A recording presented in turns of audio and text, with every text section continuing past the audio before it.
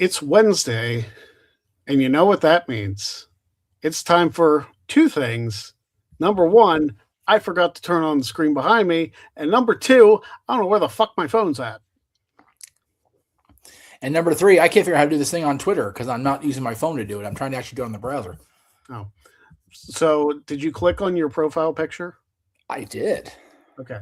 So when the video pops up, there should be something that says share. Like it's a little kind of like a box with an arrow. Hold on. Okay. Let me see if I can do it.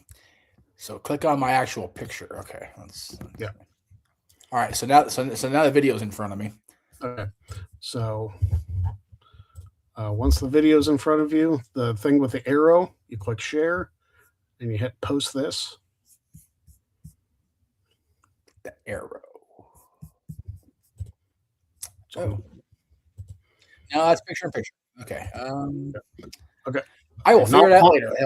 Not on the actual video. Like, I'm still confused. Okay. It's okay. Well, I'll help you because it'll help get us viewers. Okay. So when you're on the screen with a video, there should be like an arrow, like underneath the video, an arrow with like a little U-shaped thing. No. It might be different on the browser than it is on the phone. I don't. Oh no, because you're on the computer, so it shouldn't be. Yeah, I'm on the computer because I don't know where my phone's at. Right. No. Yeah. You mentioned that already. Yeah. Okay. Well, we're gonna go ahead and mute my Twix browser just so I can actually do this without the freaking sound echoing like crazy. Yeah. You can tell we didn't have anything planned for the show. Yeah, there is. We're having a Twitter tutorial apparently on today on the Great Cherry Show, everybody. So there you go. Okay, so there's my name and the little picture, and then ask us anything. The Great Cherry Show. Then underneath is my picture with Mickey because my picture is awesome. To the far right. To the far right. No, that's editing. Aha! You found it. Found it. I did. Post this. Post this. Post this. And then hit post. We are live and shit. Okay. Here we go. Okay. So welcome to the Great Cherry Show. Now we know what the fuck we're doing. Hey, yay! It worked. It worked. Yay! I just went. So yeah, cool. So hey, Musk. Hey, fix it. Fucker. Yeah, seriously. I don't know if it's a StreamYard issue or if it's a Twitter issue. I can almost guarantee it's a Twix issue because it's Twix. I can guarantee. That's fair. But the thing is, I pay for both, so get it working. Fuck, man. What are we doing? Crying out loud. We are paying too much money per month when you think about it to have these kind of issues with technology, and it's a first world problem. So, if those of you watching in third world countries, first of all, how you watch a third world country because these shit's expensive. But if you are watching a third world country, you don't understand this, and we're sorry for wasting your time. But the first world problem, damn it. If you're watching in a third world country, though, we appreciate you. We do. Let other people know. Like we said in the lead up to today, they're watching us, tomorrow afternoon in New Zealand. So it's bananas how far-reaching social media and the World Wide Web. It literally is World Wide Web, folks. For some reason, I don't think about that kind of stuff until stuff like your post comes up. You're talking about all the different time zones. And I thought, well, shit, if he's going to go all the way back to the date line, I'll see how far forward I can go. The furthest forward I could get known knowledge on was New Zealand's 21 hours ahead of us, which is like, God damn, like they're in the future. They're not even trying. Pretty much. It's crazy. So yeah, they're like one of the few regions of the world that can't bitch about a Western Hemisphere PLE because it's the same time, just different day. I mean, pretty much. Yeah. Figure if they started at 7 Eastern, it's really only 1 p.m. to start the show. So we'll figure it out. Anyway, kind of like this show. This is a show about nothing. Yes. I was very tempted Well, I have the graphical design in front of me to recreate the Seinfeld logo with his shows, but I mean, what's the deal with this Greg Cherry show? Like, what are we doing? Oh, never mind, man. What's up with that? is he a cherry? Is it a show? That's right. Is it a fruit on a tree? Is it a talk show? What's the deal?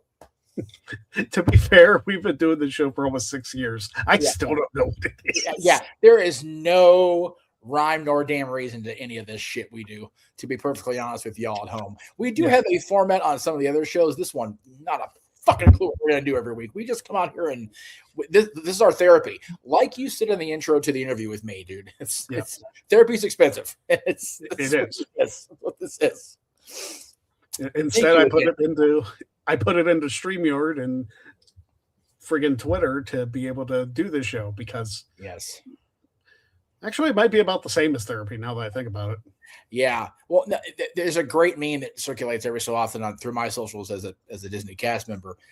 You know, therapy is so much an hour. Like figure like a freaking, high-end therapist. I'm not saying I'm paying this much for therapy because I actually do have therapy, like the actual go to an office and, do the verbal diarrhea for an hour, but I don't pay this, but $200 an hour and $100 an hour at some places, even $100 an hour, whereas Disneyland is at most $200 per day.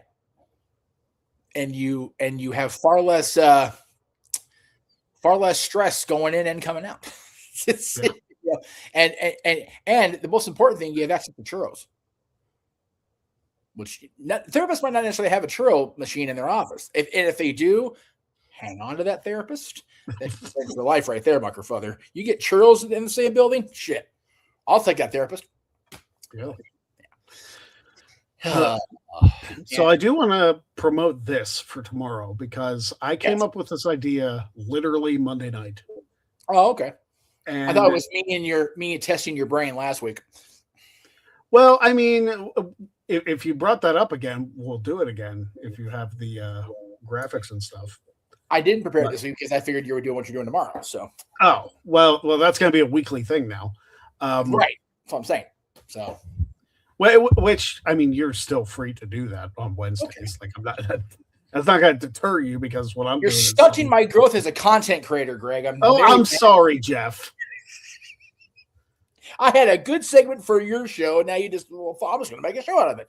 And you know what? You should, because damn it, there needs to be more content from Greg Cherry out there in the world because it's one of the few positive content creators out there in the wrestling space. Damn it all.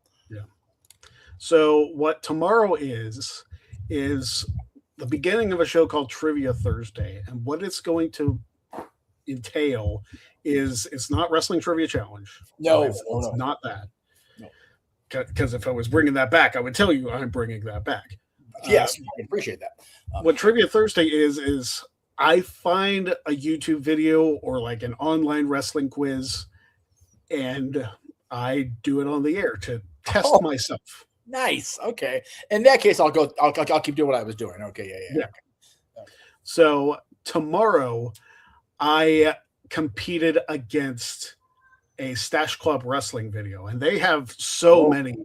Yeah. They have so many quizzes that they do. Yes. I think they do like 1 or 2 a week.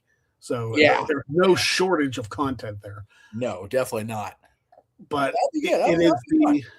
it's the Elimination Chamber quiz that they just posted. And I did not watch it beforehand. And so like, I figure people will be like, oh, did you do this to make yourself look better? It's like, honestly, I don't watch these things beforehand because I don't want to know what's coming up. I want to be surprised. I want to be tested. I have nothing to compete against. It's basically me versus myself. Right. Because they filmed their stuff and I'm not competing against them because they're doing their separate thing. Exactly. I figure one of the biggest reasons I'm in this space is because of my trivia knowledge. And if I'm not doing anything with it, we haven't filmed a new episode of Trivia Challenge in 3 years. Right. So it made sense to me to be like, hey, this is the thing that essentially got you over. It got you a spot on Quizlemania. Why did you stop doing it? So I'm like, you know what? I need to bring it back in some fashion. So that's what tomorrow is. There you go. So 1:00 Eastern, I will be posting that. It will be side by side. I like how it turned out too. This laptop that I bought on Black Friday has been a game changer for my content creation. Oh yeah. Same with I mean, if I had the opportunity to actually sit down and, which is why you've noticed the content creation has fallen off, because I'm not complaining about being busy at work. Let me be clear on that, Mr. Mouse. Right. Yeah, that's why the shows I had planned, this grandiose plan, had fallen by the wayside, because I've been busy every weekday, and on weekends I'm working anyway, so it's crazy. Anyway, you were saying, I'm sorry. I mean, I was pretty much done. Oh, okay. But yeah, that's tomorrow, 1:00 Eastern. Check out and see how I do. I like the content. It's not going to be Stash Club every week. I'm going to try and find different ones to try and test myself. Like we had Kevin J. Callis on Jack of All Trades. He does Wrestling Jeopardy. So next Wrestling Jeopardy that comes out, that's probably what I'm going to do. Because I like to test myself. To nobody's surprise, I aced the Royal Rumble one. So, as you do. Yeah, that shouldn't surprise anybody out there. Not a damn one of us. All right. In that vein, then let's get your brain percolating. All right. Let's see. Just make sure they're all title changes or title things, because that was what I stuck with last week, and actually worked out pretty well, I thought. Or at least, if it's not a title change, an incredibly memorable segment. Okay. Yeah, that's fair. Okay. So we'll do both of those in this round, and we'll stick with the 4. Okay. Title change on this day in 1985. As part of a major milestone moment in history. 1985. Yes. February 18th, 1985. Well, this is right before the first WrestleMania. This is correct.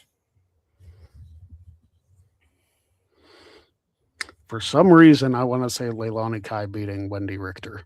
Yep, the war to settle the score. All right. Boom. Starting off with one, that was good. Last week you went 50-50, and it was oh no. All right, let's see here. This isn't one of the ones I'm going to give you, but this was on this day in 91 was the day that at the tapings for Superstars, Slaughter was asked to burn the American flag, and he said no. So they burned the Hogan shirt instead, which was almost iconic, which is crazy. I mean, you look back at it, not wrong. Let's see. All right, 90. Let's see. 1996 title change.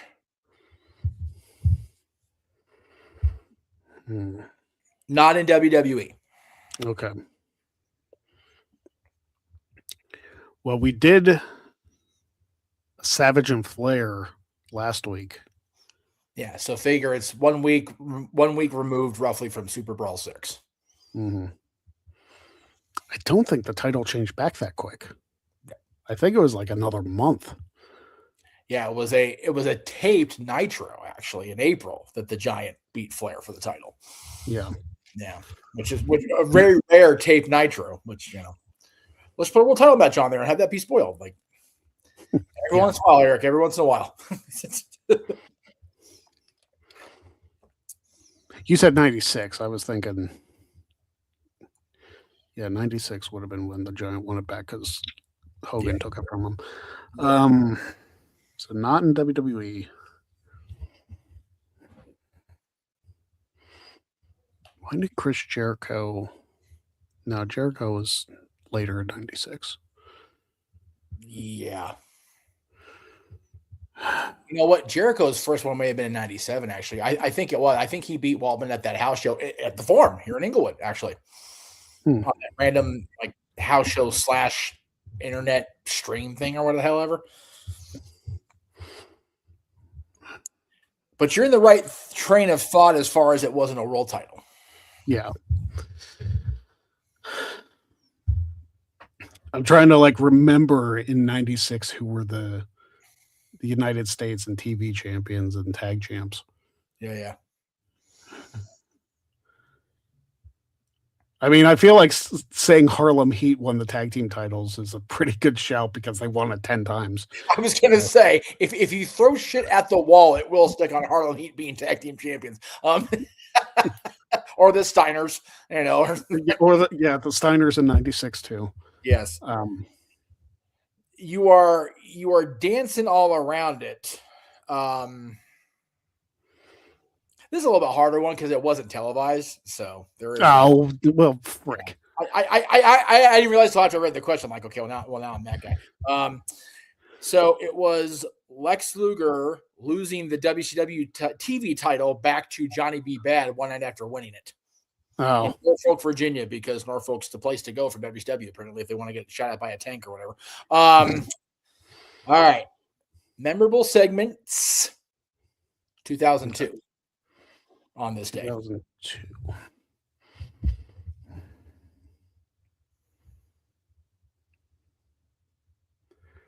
When was No Way Out?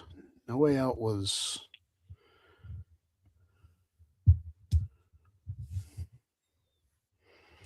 No Way Out, I think, was February.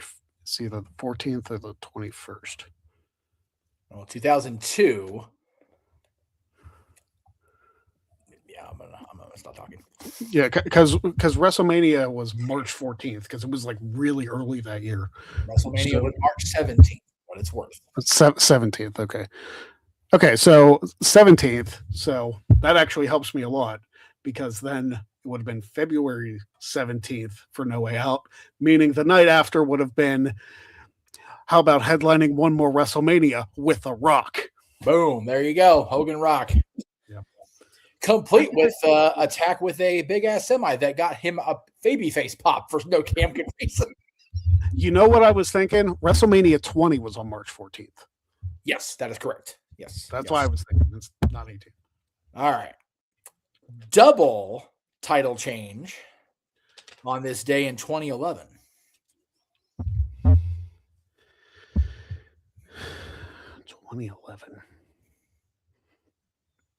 Was this when Vicky Guerrero vacated the World Heavyweight title, gave it to Dolph Ziggler, and then Edge beat Dolph Ziggler?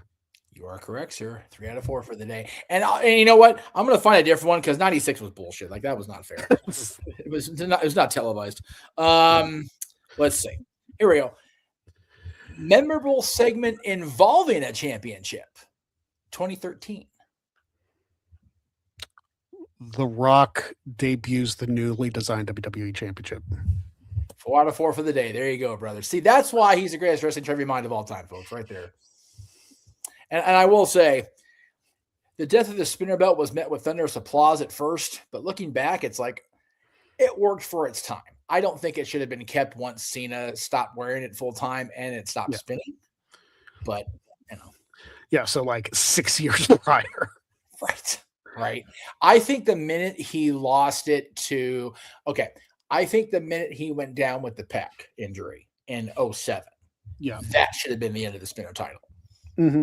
Because after that, he was WWE champion very sporadically. Yeah, because you figure 2008 and 2009, he was world heavyweight champion. He didn't win the WWE championship back till his feud with Orton. Yeah, toward the end of 2009. Yeah, so it was 2 years without. Yeah, and figure if he went down in 2007, the only thing that was haha about it or even good about it was the fact that the Miz took it, just turned the W upside down to make it for him. Because that's what that was really the only reason to keep it around that long was to do that with a Miz. Yeah, because that at least, I know that Edge did the whole rated R spinner thing, which is not what Adam wanted to do with his championship. No, it's not. Like he wanted it to look more like the classic Intercontinental Championship, which there would have been at least 2 purchases of that replica. I'll tell you that right now. At least 2. Although I did pose with the rated R variant of the spinner at RVD's comic book store when Jade and I went to meet Trish. There you go. Yeah. It was Trish because she was still, I don't know if she was actually selling at that point or she still was, but the shoulder injury she suffered that they wrote her off with having viscera squash her, like literally squash her. Because she was going into her retirement at the end of September that year. God damn, that was 20 years ago. Wait a minute. The viscera angle happened in 2005. Why was she down with an injury? She was shooting with Mickey. I remember that's probably what it is. Like Mickey threw her over the top rope and she like dislocated her shoulder. Okay. Yeah, because she came to the meet and greet with us. It was the weirdest. I'll see if I can find the picture and I'll throw it up later. But she came to the meet and greet in a sling, and Jade had on like for lack of a better term, a halter top with like little sparkles on it. Trish actually was going to have Jade like go to the back with her and like swap outfits and wear Jade's halter top on Raw the next day. And the WWE handler was like, nope. So that would have been kind of a funny moment. Yeah, that would have been something to make you pop. Speaking of things to make you pop. Nice. No, I have a dog scratching the door, so go ahead and let the have the thing to make you pop. I'll let her in. Okay. Shiloh Hill followed me on Twitter today. Nice. That's tremendous. I'm here for it. So I feel like I need a little bit of a backstory here. Yes, context is king. So, for those who aren't aware, Shiloh Hill is in NXT, and he debuted his character telling some kind of outlandish backstory of his character. Okay. So, and the second week, I think it was the second week, he described his family having to leave like their house in the middle of the night and travel through like thick fog to escape for some reason. I have to watch that back because it's it's been months ago that was. Right. So you guys know I'm a fan of the Sour Graps podcast that Alex Plosky and Kate do. Yes. And it has been a running bit for Shiloh Hill to talk about the fog since that promo aired months ago. Right. So I have been on Twitter talking about Shiloh Hill in the fog multiple times. Yes, you have. And Shiloh has liked a number of tweets about it. And he followed me today. That's great. And he also put out a post that said the fog is coming. Oh. So I don't know if I influenced WWE creative a little bit in the coming weeks, but dude, it's one of those. I wish there wasn't so much red tape to have to get through because he'd be a great guest if that happens. Yeah, like damn, dude, that'd be tremendous.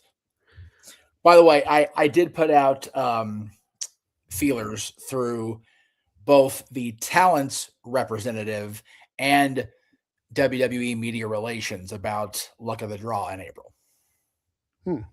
So hopefully I will hear a response about those two guests soon. Interesting. Because if nothing else, we can recruit 2 other people and have a 4-person Luck of the Draw. Well, I'm sure SJ would be in. Right? Like she's always game. Yeah. But yeah. If you can get, ask SJ, we can, ask. There's a number of people I'd like to have back on your channel in any collaborations that we don't get to talk to a whole lot either. So yeah, we shall see. But yeah, I did officially put the feelers out and say, hey, we know there's. I basically let me read what I said here instead of being a dick. I don't want to be a dick. I say that every day. Don't be a dick. I said, we understand that there is a lot of activity and media appearances during the course of WrestleMania week in Vegas. However, and we can even do this in a pre-recording situation, which is probably what it's going to have to be. Well, yeah, I mean, yeah, just the sheer time zone enough is going to be like everybody. In theory, everybody that would be involved would be on the West Coast or at least close to it, except you. So, which is fine because I work until 5 o'clock. So, right. If it's later in the day, that's perfectly fine. Yeah. So it just basically said, it's like we had I'm sure that both of the guests that I have in mind are going to be booked at all the WWE things because that's how they do. So we'll see. I hope so. I hope that we can get something going. Should I, without you confirming what I'm thinking, are the two that you're planning who I think the two are? Yeah. Oh yeah. Okay. That's what I thought. I mean, it's the worst I can get is a no. I'd rather get a no than a nothing, like a no response. So. Trust me. I would love to hear no rather than nothing. Right. Because hearing nothing drives me insane. No, it does. And it's stuff like that causes more problems with other people. But yeah, I'm confident I'll at least hear from their rep if I don't hear back from WWE themselves. WWE, that's fine. Company. It's very likely going to be the case, which is also fun. I understand how things work. I had to try. So yeah, I mean it's worth it. And you also need to talk to Ariel. I need to do what? You need to talk to Ariel too. Okay, so the thing with Ariel is I would love to have her be involved in that as well, but I never know when she's going to pick up and go out on tour with Debbie Gibson or have a gig, elsewhere. And as far as Paradise Kitty, the girls, the ladies involved in that band, it is very difficult to pin either of the two that actually run the business of the band down for any length of time. I am going to see Jenna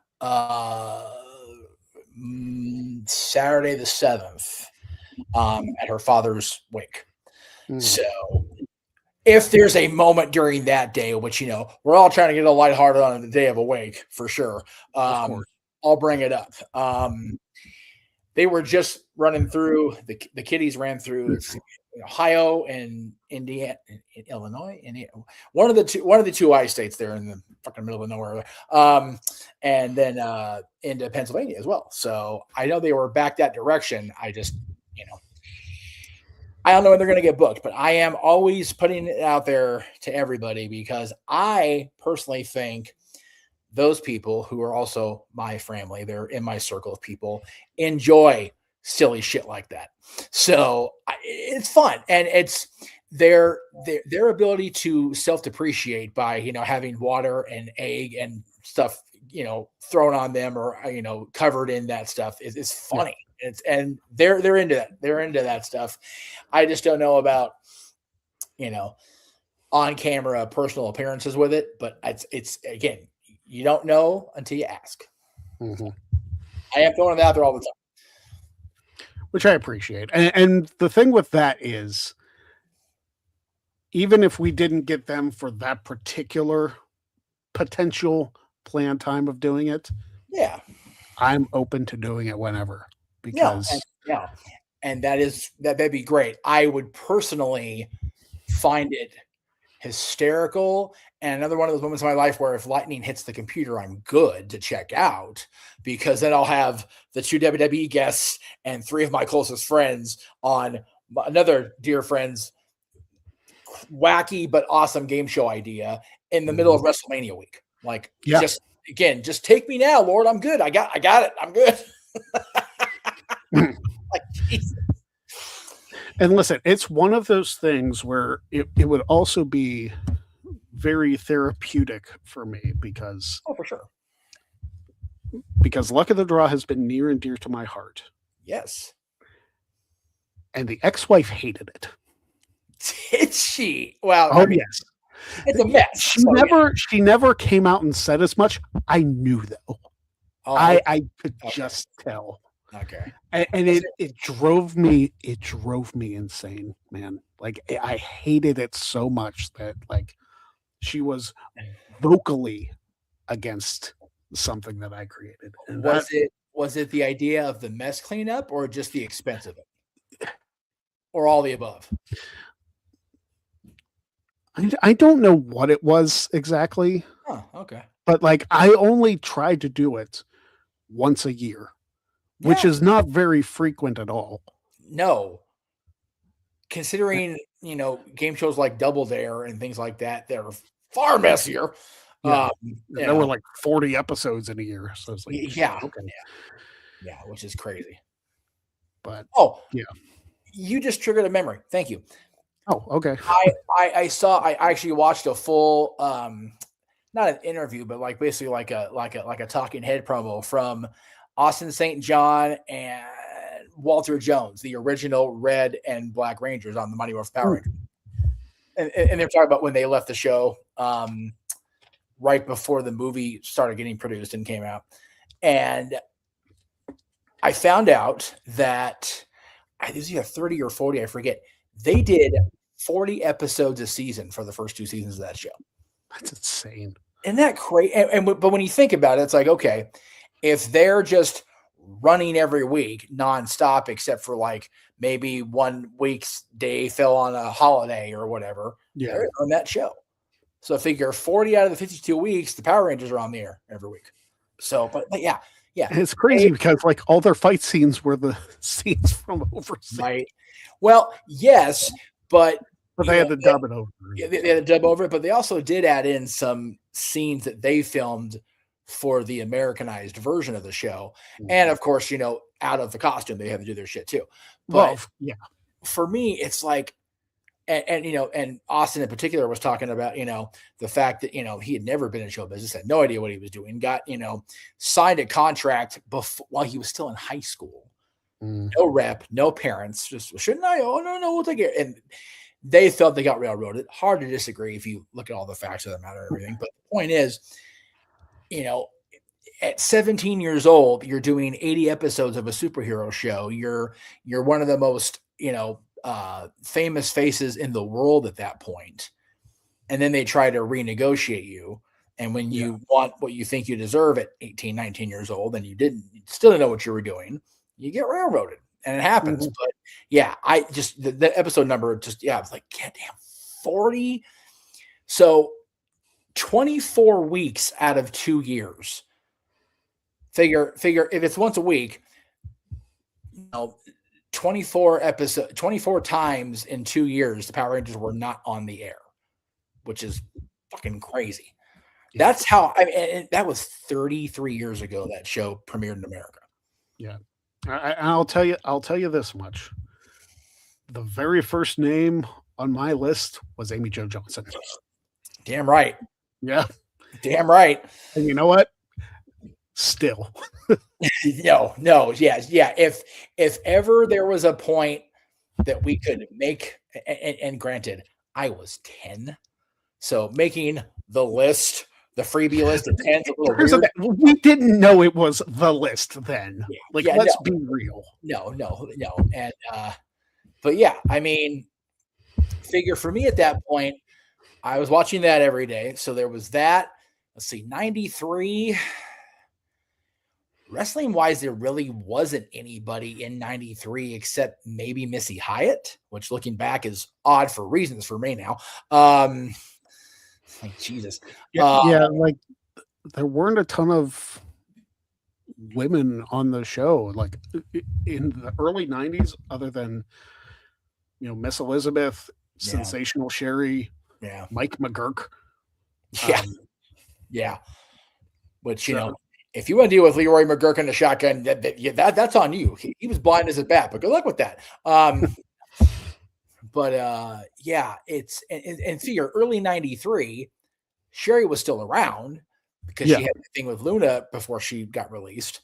Or Sherry got released, because Luna was off the races. Luna too.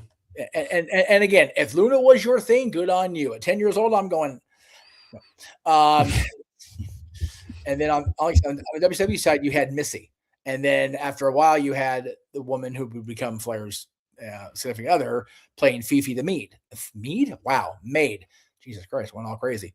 Yeah. And then, And in Woman was there 93, too. Well, I guess that was later. what were you saying? I said Woman was later. Well, no, see, Nancy was in WCW in 1990, like in the late 80s too. So she was in ECW at that point, but ECW was like in Philly, maybe New York at that point.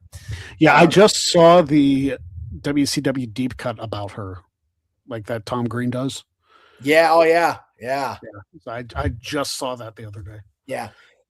JJ makes a valid point in the chat room. I'm going to go ahead and throw it up because in 93, if we're talking 93, Saved by the Bell was in college years at that point, but Tiffany Thiessen was on that and then on Now 2-0, and she still looks goddamn good, but she was looking. Tiffany Thiessen looks phenomenal. She was looking college good at that point. So it's like, yeah. And, same with, anybody on Now 2-0, but Tori, of course, was on Saved by the Bell and Now 2-0. Never watched 90210, so I never got the Tori spelling. Yeah. So did you watch Saved by the Bell? Not a ton of it. Okay. If you remember Screech's nerdy girlfriend, Violet. I don't think I watched it that much, honestly. Okay. Like Power Rangers was one I watched. I watched a show on PBS called Ghost Rider. Oh my God. I remember Ghost Rider on PBS. Hell yeah. Okay. And the girl who played Lenny, Blaze Burdell. Yeah. She was another one. Right. Here we go. Well, we're on Jeff and Greg's teenage list. There you go. This is preteen for me. That's fair too. That's fair. I was gonna say we get the teen. You get Lindsay Lohan and Hilary Duff, which Lindsay had a rough patch, but she's back. Yeah. So, Hillary avoided the rough patch by disappearing off the face of the earth for a few years. And now she's back, and golly. Saying. I wish How I Met Your Father would have lasted longer. That was a good show. It was a good show. Especially if you watched How I Met Your Mother. Like it makes so much sense too. Oh, yeah, 100%. Yeah, and you really couldn't watch Father without having to watch Mother and having the context. No. Because you wouldn't have gotten the guest appearances from people who were on him. Yeah. But back then, like I said, if we're okay. Yeah, because it's fair. 10 was preteen, so because it wasn't quite a teenager yet. So 10-year-old. Here's the list. Yeah, definitely Amy Jo, Tiffany Thiessen. I was watching Now 2-0 enough to say I probably at that point was leaning more toward Jenny Garth than I was Shannon Doherty, and it turns out that was a good idea in hindsight. Let's see, Tiffany, Amy Jo, Jenny Garth. I will say Miss Elizabeth because she was only a year removed from TV at that point. Mm-hmm. And I still, how do you got Miss Elizabeth? My God. And then the fifth one, if there's going to be a fifth one. Even in 93, Pam Anderson. Yeah. Because she was, I don't know if she was on Baywatch at that point already, but she was definitely the tool girl. Mm-hmm. On Home Improvement. So, yeah, there you go. There's my 5. I'm trying to think who else.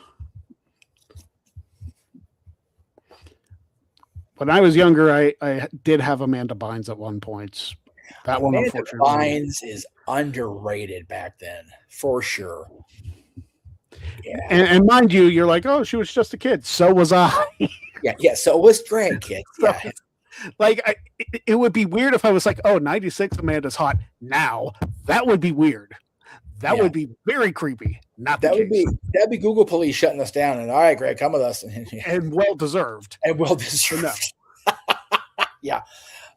As I say with my full beard and hiding my eyes and my, creepy. And also, unfortunately, she's no longer with us, Michelle Trachtenberg. No.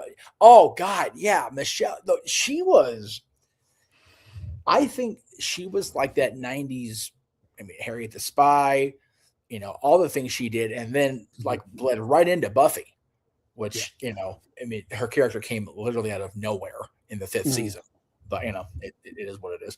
But yeah, she's one of the people I wish so bad was still around and could be part of this continuation or reboot or whatever they're calling it with Buffy, because that looks like it's going to be interesting to see how it plays out. Like, yeah, and Buffy wasn't a show I really watched either. My Right. sister loved it.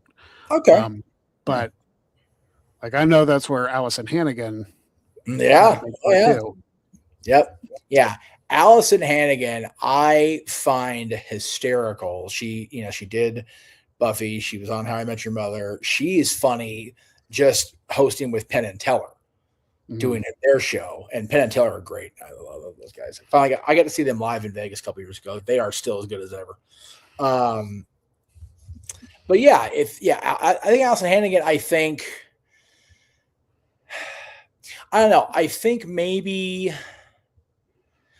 once the character realized her sexuality, I think Allison within the character kind of came into her own on that show. So she got way more interesting and appealing as the character fleshed itself out. At least for me. Sarah Michelle Gellar has always been gorgeous, and Freddie Prinze Jr. is an asshole for that, as well as for being a WWE writer. Fuck him for that. For both of them, by the way, and not necessarily in that order all the time, because having a WWE job and being married to Sarah, I mean, those are both equally like, I want to beat your ass for that. Throwing it out there. Every time I watch Rivals, I'm like, whatever happened to Freddie Prinze Jr.'s wrestling company that he wanted to start? Did that not happen? Never happened. It never happened. He'll pop up on the headlines every once in a while, on No DQ or whatever. Like he's made a comment about something, and it's like, Freddie, I love your movies. I hate you for who you're married to, but your time in creative was a blip on the ass of wrestling life, dude. Calm down. Jesus. So I will say this. I have no opinion. I know. Just really quick. I thoroughly enjoy the Buffy the Vampire Slayer movie. And I liked how how Joss retconned it enough in the comic adaptation. But I will say, I think the Buffy show gets too much flack because of having Joss Whedon, who, has come out it's come to find out he's on that Weinstein list of happy fellows. I think if Joss had not been involved for the duration of the original TV show, I think it would get a lot more favorable light to it from the movie Buffy fans. I love both. I love Christy Swanson. I think she's gorgeous. I love Luke Perry. May he rest in peace. Paul Rubens' first role after the whole shit went down with what happened with him post Pee-wee. So yeah, I enjoy both. I'm just a fan of the show more. And to answer the other question, I haven't seen any of the I know True Last. I am not a fan of the horror genre. Never. No, I know that. No, I'm generally not either. JJ knows it. I am for context, those watching, like yeah. I'm not a fan of the horror genre. Jennifer Love Hewitt is another one who, like, when I was younger, yes. Now, yes. Like that's another. I don't remember if Jay was there. Forgive me, Jay, if you weren't there. But Jade and I were at Disneyland one time in line for the submarine voyage, which I think was still, it may have been it had to be Finding Nemo at this point because it was already post Jade. But we literally ran into her in line. No makeup, no anything with her family. And it was still like, damn. She was, hey, God. I love that when somebody that, it's TV makeup. Oh, it's TV line. It's like, no, she's in the middle of a freaking queue under shade at Disneyland. And it's still like, damn, hi, how are you? Yeah. So yeah, dude, definitely an honorable mention. I just never watched anything she was on. She was on television. Like I never watched Party of Five. I didn't see the movies. None of that. She was everywhere in magazines and in commercials. So it's just like, damn. That episode of Boy Meets World. Oh my God. Well, yeah, that was. She was on that because of Right. Yeah. what she'd done. But yeah, that was fun. That was fun seeing her on that episode. That was really funny. And yes, everybody but me on the West Coast and Lee, I think, at WrestleMania 21. I think like every single wrestling person I know, except Stagger Lee, that was West Coast centric, was at that WrestleMania, except me. Damn. And again, take out Angle and Michaels, take out the moments for Cena Batista, and take out Piper's Pit, and it kind of is what it is. I mean, Eddie Ray. Eddie Ray was a good opener. That's fair. And the first Money in the Bank. First Money in the Bank moment was great. Shelton's moment was great. But unfortunately, the big finish for Edge has something that you have to creatively edit on video now, which sucks. I understand that. Yeah. It is, Edge's big moment that started the trajectory to changing his life is now heavily edited for video purposes. And it sucks. It's kind of like the World Heavyweight Championship floating from the Garden to Toronto, that 2004. Kind of magically left and floated for 5 months. Obviously, nobody wants to promote Benoit. Well, no. I feel bad for Randy Orton because, that was his first world title. A big and you can completely showcase the win, the pin without showing his face. You can show him posing, but you can't show the handshake. Yeah, that Benoit offered him, which really planted that seed for the Evolution turn the next night. Mm-hmm. But I almost feel as bad for Randy about that as you do for those damn peach ass tights he wore. Those tights were made into an action figure that I still have, and I think we had that one in the collection at the house. Bill, yeah, man, if those tights were any more peach, he'd have been out there and it's all together. Yeah. I mean that they weren't Shawn Michaels Survivor Series 2002 bad, but Well, no, when you have a bob cut and are dressed in little turd, dude, Shawn, thank God you won the title because my God, and good thing it was in the Garden because that moment's a whole lot worse otherwise. Absolutely ridiculous. Well, speaking of WWE shows, I made the conscious decision to go to SmackDown next month. Oh, good. Okay. So I am going to be, for the first time in my life, on the floor at a WWE show. Ooh. And I'm right on the ramp. So some signs are going to be made. Absolutely, signs are going to be made. You have to. Because gotta do a little bit of promotion while also trying to make people pop for my signs. Which day are you going to be at SmackDown? March 27th, I believe, is the one in Pittsburgh. Okay, so a week from a month and a week from this Friday. Okay. Yeah. Talking about tours, so I had talked about that, and I love Trish for doing this because you finally got to meet her and Amy earlier this month, this week, this year rather. What? This month. What are you talking about? You have to give me. But while you're muted, Rock and Robe says, first things first, Jeff, still loving the beard. And how are you guys feeling about TNA after their first month of television? Well, their first show was a rocky start. I'll say that much. You're muted, by the way. Sorry, near myself, I was muted. Yeah, it's gotten better, without a doubt.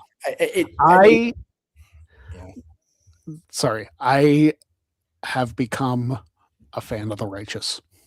Right. I dig them. Yep. Yeah, their theme is catchy too.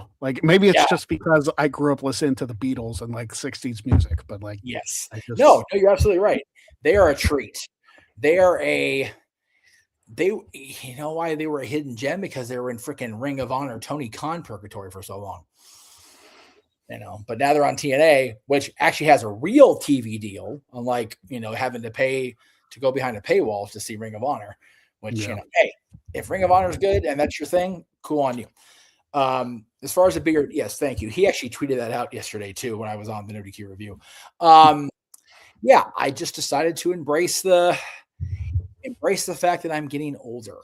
I'm turning 43 in a couple weeks, and the salt and pepper kept coming in much more salt than pepper. I'm like, okay, screw it. Why not? Listen, 39 and I still got some darkness in the goatee. I'll take it.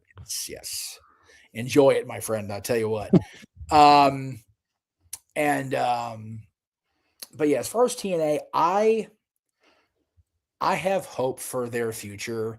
They were on what was at the time a major, testosterone driven channel when WWE left Spike to go back to NBC Universal. Yeah. But, if you ask anybody involved in the business of TNA's business back then, it just was a disaster behind the scenes. So that's why they were, off conventional television for so long. Yes, they were on, a couple channels that you can actually watch on a cable television, but trying to scroll down 300 channels to find it was a pain in the ass. Yeah. Now that's on my top 30, which yay, cool. But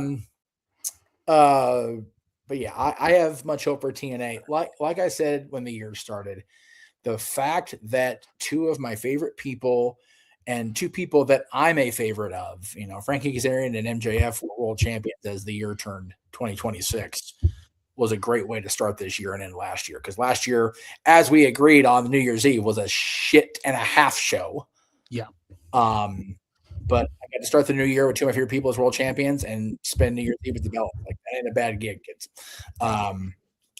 I wish I would have enjoyed that later part, but I wish to God I could have had you fly out or something, but time will tell. I would have done it. Yeah. I know you would have. And you know what? That's what things like spring break are for. But we'll see how that goes. Ooh, we have a question. Let's see if I can. There it goes. With TNA's numbers growing seemingly every week, do you think Impact's numbers will surpass Collision by Slammiversary? They might get close. I don't know because they're growing exponentially from what I saw earlier. Yeah. But eventually there's going to come a time where that just plateaus. Yeah. And I don't know if it's coming soon or if TNA is going to continue to grow to be like, hey, check it out. There's another wrestling program on. Yeah. And even now, I have a hard time trying to keep up with all the wrestling.